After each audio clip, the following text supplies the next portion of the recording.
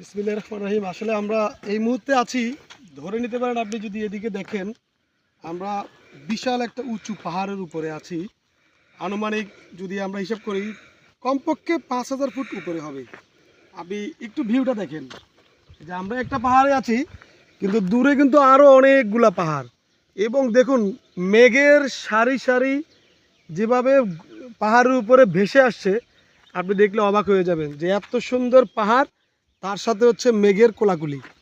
এবং আপনি যদি পরিবেশটা একটু দেখেন, কত সুন্দর নিস্তব্ধ, কত সুন্দর আবহাওয়া। এর চেয়ে সুন্দর পরিবেশ আপনি কোথাও পাবেন না।